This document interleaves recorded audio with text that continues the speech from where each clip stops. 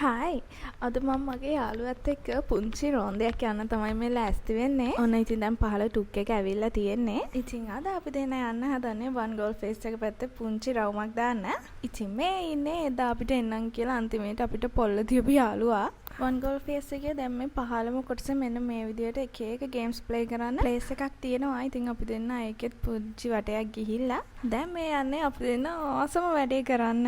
ඉතින් බලන්නකෝ අපි දැන් මේ කොතෙන්ද යන්නේ කියලා. වන් ගෝල් ෆේස් එකට ආවත් නැත්නම් හැව්ලොක් එකට ගියත් අපි දෙන්න අනිවාර්යෙන් හොයාගෙන යන්නේ මෙන්න මේ මැෂින් එක.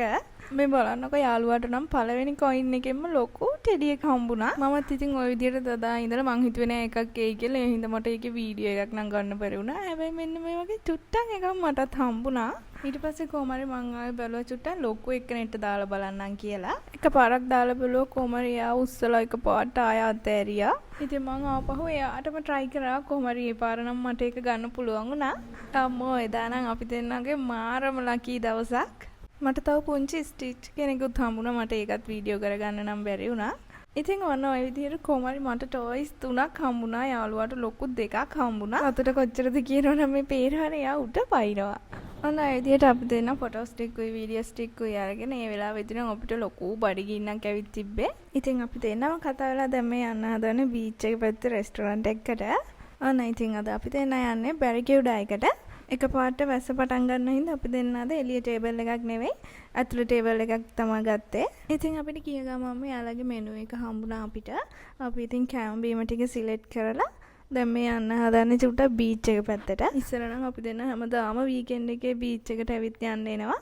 දැන් ඉතින් ගෙවල් දෙක ඉන්න නිසා අපි දෙන්නටත් සෙට් වෙන්න හම්බුනේ හුඟ දවසකින්.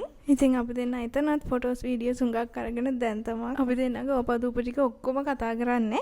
ඕනම වෙලාවක ඔයත් එක්ක ඉන්න ඕනි දෙයක් ඔයාලට ඕපන් එකේ කතා කරන්න පුළුවන් යාළුවෙක් ඔයාලටත් ඉන්නවද?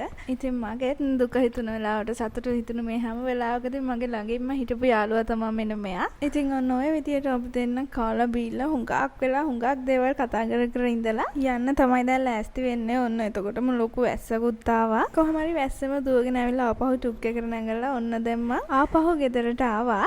ඔන්න දැන් ඔයාලට මම පෙන්නන්න හදන්නේ හැව්ලොක් එකේ අර මැෂින් එකෙන් මම ගත්ත ටොයිස්ලා ටික.